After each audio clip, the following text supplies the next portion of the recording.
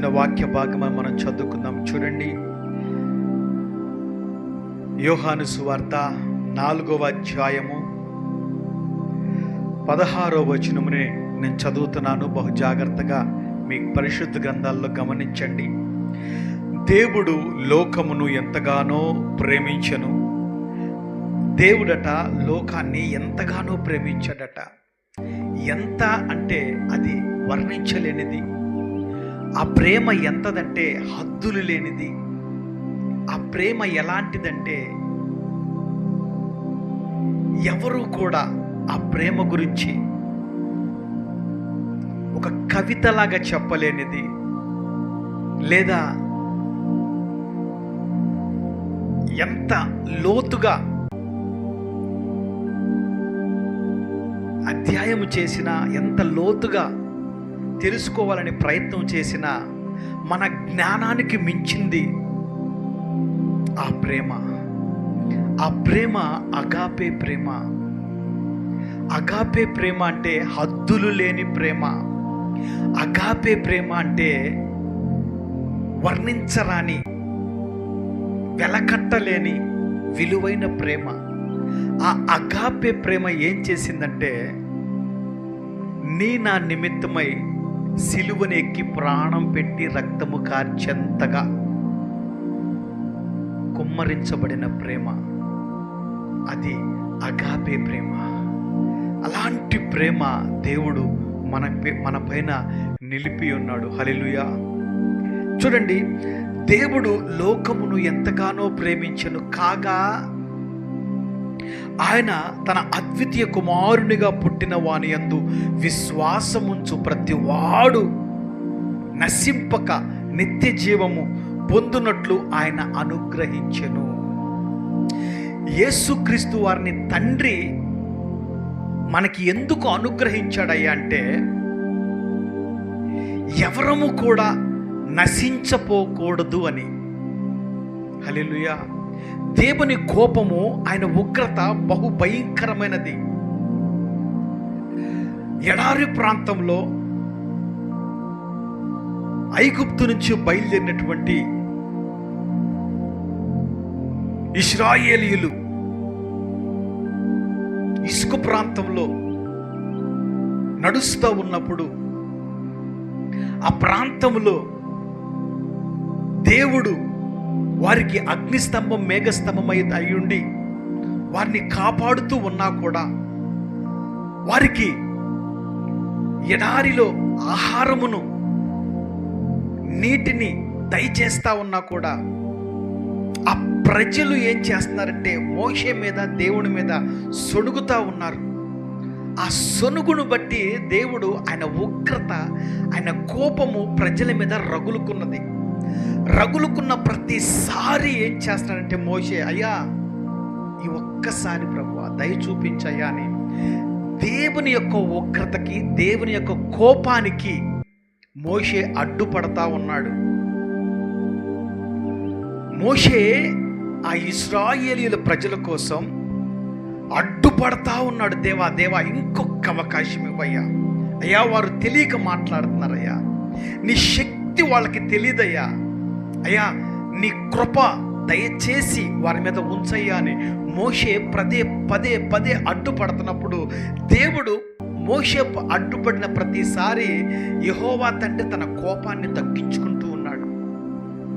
ఇదే క్రమములో, ఇదే ప్రయాణములో మనము చేసిన పాపములను బట్టి, మనము చేసినటువంటి దారుణాలను బట్టి, మనము చేసినటువంటి హేయకరమైనటువంటి కార్యాలను బట్టి మోషే ఏ విధముగా అయితే దేవునికి అడ్డుపడ్డాడో, అదే సిట్యువేషన్లో యేసుక్రీస్తు వారు కూడా నీ కొరకు నా కొరకు మోషే ఏ విధంగా అయితే ఇలా అడ్డంగా నుంచున్నాడు, 2 చేతులు చాపి, యేసుక్రీస్తు వారు కూడా రెండు చేతులు చాపి అలా సిలువ మీద నీ కొరకు నా కొరకు ప్రాణం పెట్టాడు. హల్లెలూయా. మీరు గమనిస్తే యేసు ప్రభుని సిలువ మీద ఎలా ఉన్నారు? ఇట్లాగా 2 చేతులు చాపి.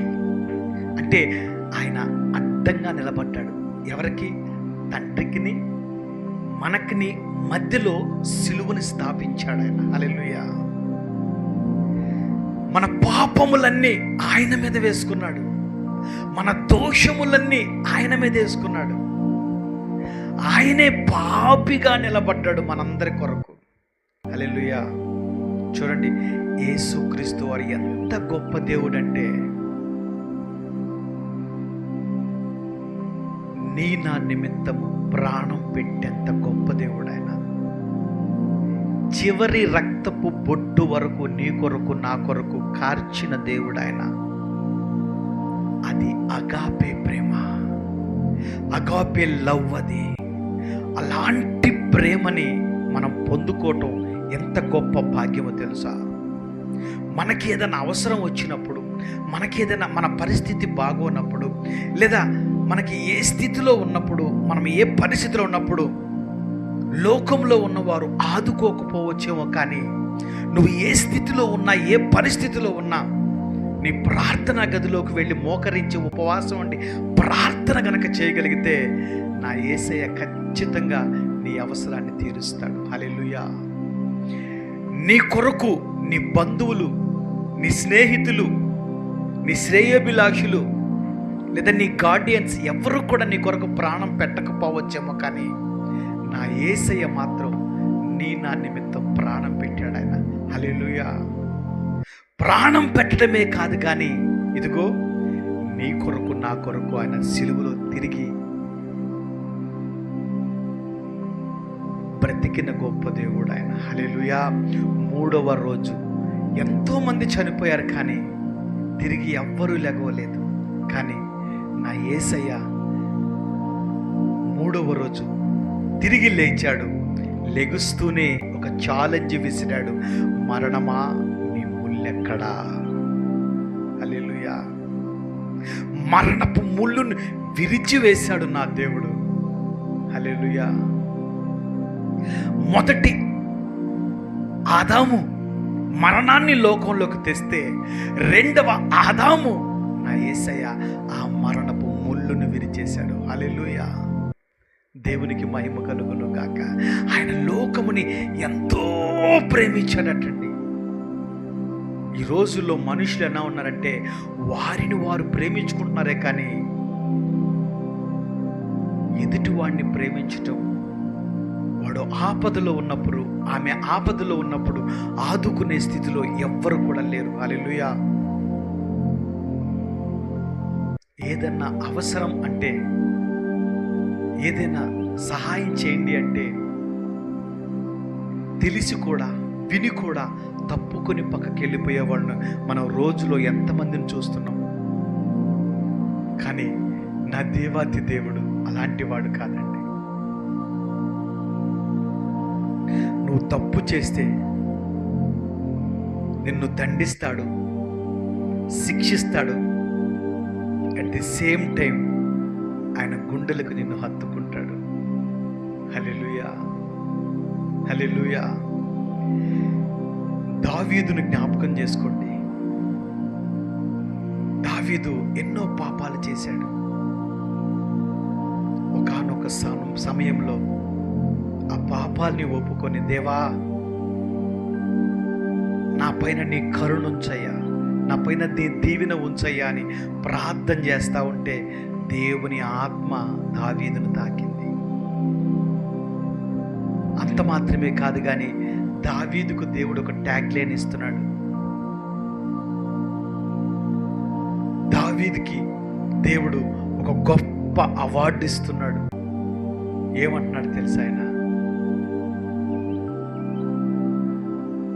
నేను దావీదు కుమారుణ్ణి అంటున్నాడు ఆయన. హల్లెలూయా. దావీదు కుమారుడా అంటున్నాడు.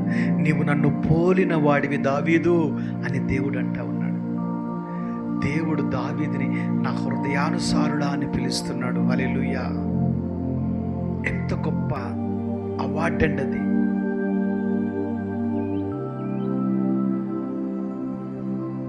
నా ఆత్మానుసారుడు, నా హృదయానుసారుడు దావీదని దేవుడు దావీదు గురించి సాక్ష్యం పలుకుతున్నాడు. హల్లెలూయా. మోషే తన జీవితాన్ని పక్కన పెట్టి, తన బ్రతుకుని పక్కన పెట్టి దేవుని వాగ్దానాన్ని పట్టుకొని, దేవుని మాటని పట్టుకొని, దేవా అయ్యా నీ చిత్తం ప్రభువా, నువ్వు ఏది చెప్తే అది చేస్తాను తండ్రి అని దేవుని మాటని పట్టుకొని ఐగుప్తులో శ్రమలు పొందుతున్నటువంటి ఇశ్రాయేలీయుల్ని కనాను ప్రాంతానికి నడిపించడానికి మోషే సిద్ధపడ్డాడు. హల్లెలూయా. మోషే ప్రజల్ని ఎంతగా ప్రేమిస్తే అంత గొప్ప కార్యానికి పూనుకుంటాడో గమనించండి. ఒకానొక సమయంలో యెహోవా తండ్రి అన్నాడు, మోషే చూడు, నీ ప్రజలు నాశనమైపోతున్నారు చూడు ఒక్కసారి అన్నాడు. ఎవరి ప్రజలట? నీ ప్రజలు అని దేవుడు అంటున్నాడు మోషేని. హల్లెలూయా. వాళ్ళు నా ప్రజలు కాదు, నా కుమారుడు నా కుమార్తెలు కాదు, నీ ప్రజలు, నీ కుమారుడు నీ కుమార్తెలు మోషే అని దేవుడు మోషేతో మాట్లాడుతున్నాడు. ఎంత మోషే మీద దేవుడు నమ్మకం ఉంచితే అంత గొప్ప మాట అన్నాడు చూడండి. హల్లెలూయా.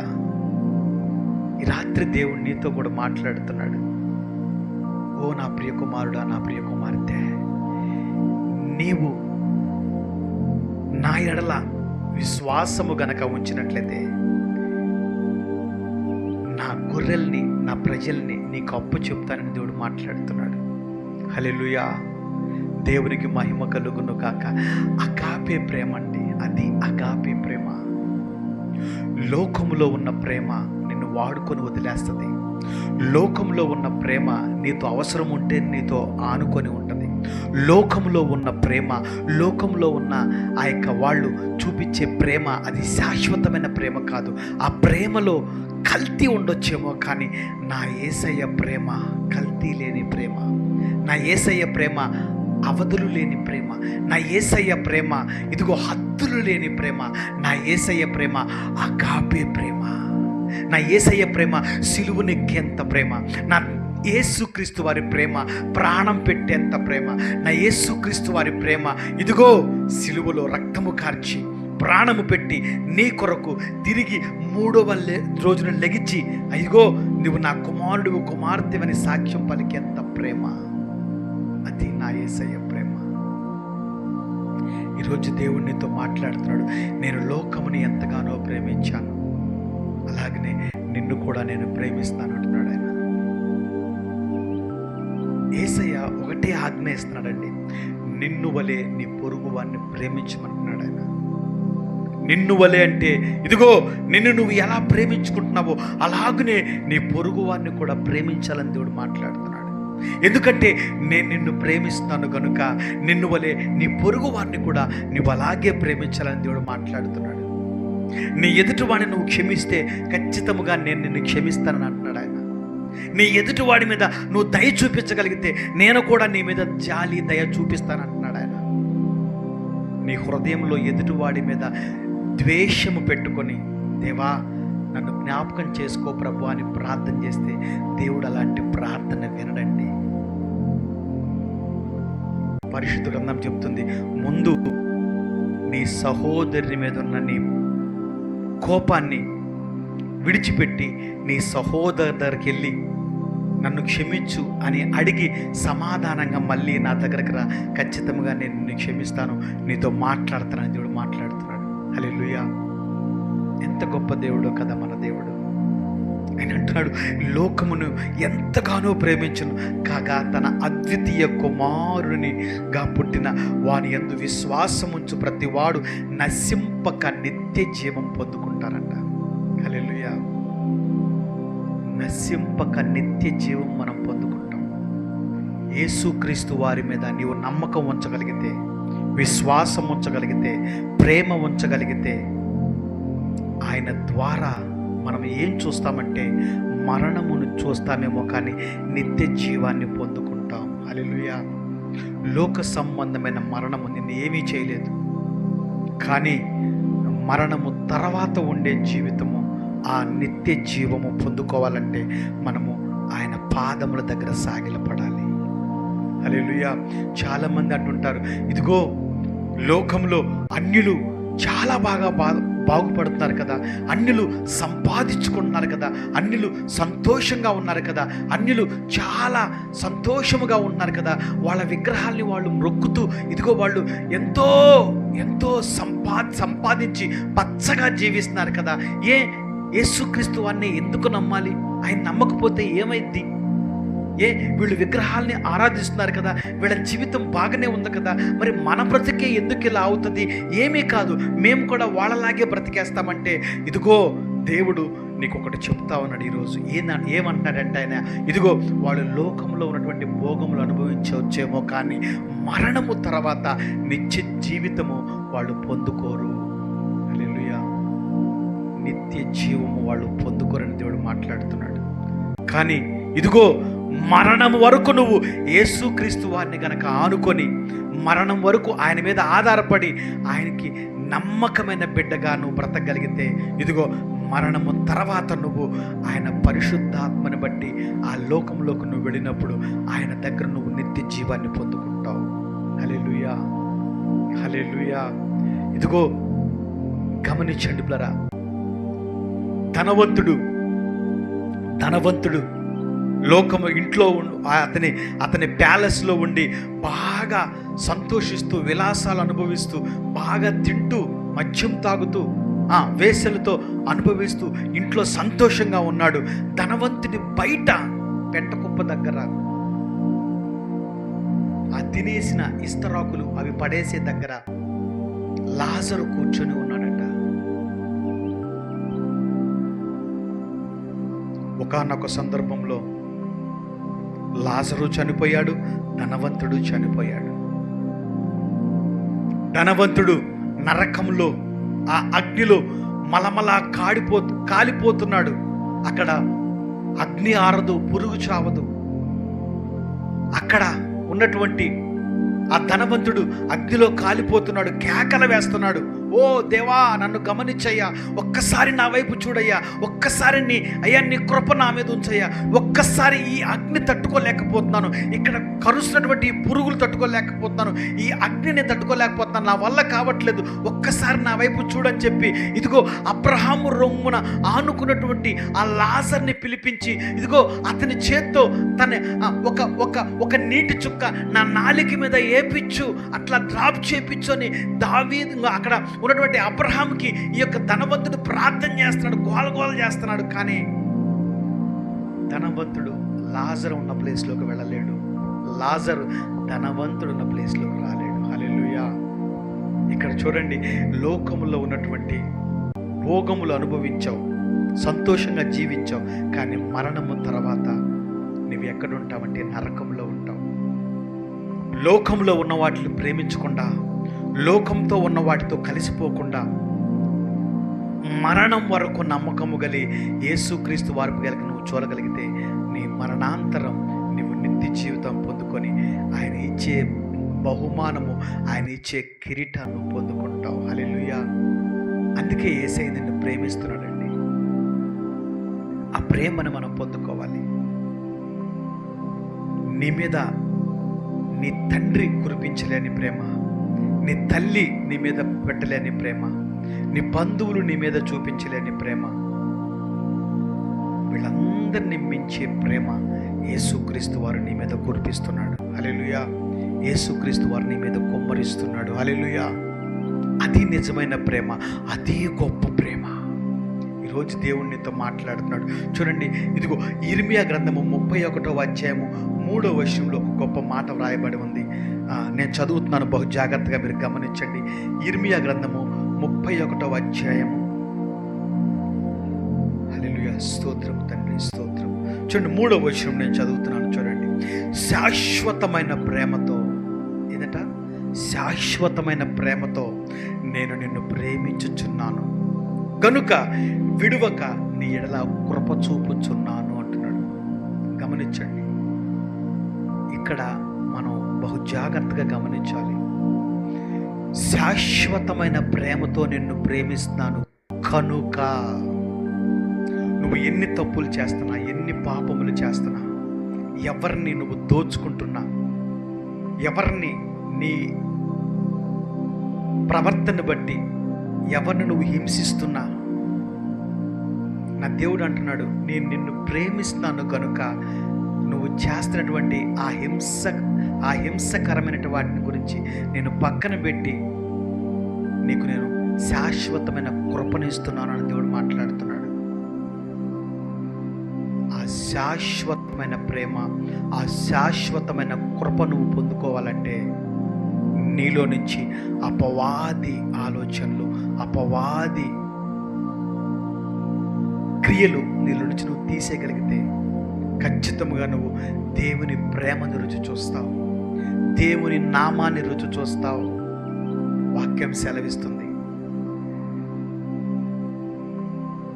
ఆయన నామముని రుచి చూసి తెలుసుకొనుడి అని వాక్యం సెలవిస్తూ ఉంది.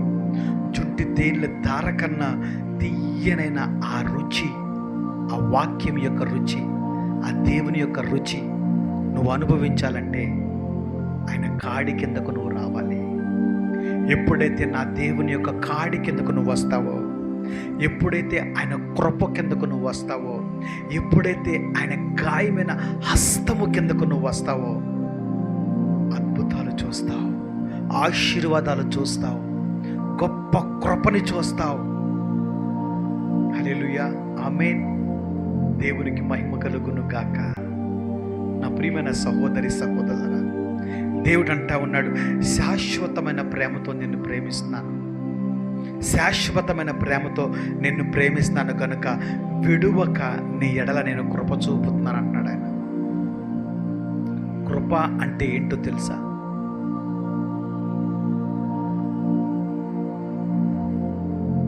మనుష్యులు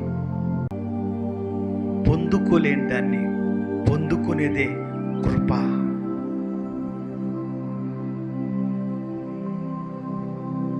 దేవుని యొద్ద నుండి దిగువచ్చే ప్రేమే కృప. దేవా, నా జీవితంలో ఎన్నో కష్టాలు ఉన్నాయి ప్రభువా, నా జీవితంలో ఎన్నో వ్యాధులు ఉన్నాయి ప్రభువా, తట్టుకోలేని స్థితిలో ఉన్నాను ప్రభువా, ఆర్థికముగా అనారోగ్యముగా నలిగిపోతున్నాను దేవా, ఒక్కసారి నన్ను జ్ఞాపకం చేసుకో దేవా. నువ్వు ప్రార్థన చేస్తున్నప్పుడు దేవుడు నీతో మాట్లాడే మాట ఏంటో తెలుసా? నా బిడ్డ, నా కృప నీకు చాలును అంటున్నాడు ఆయన. హల్లెలూయా. పౌలు ప్రార్థన చేస్తున్నాడు, దేవా ఎందుకయ్యా నాకు ఈ ముళ్ళు పెట్టావంటే అది నీలో అలా ఉండాలి, కానీ నా కృప నీకు చాలును పౌలు అంటున్నాడు దేవుడు.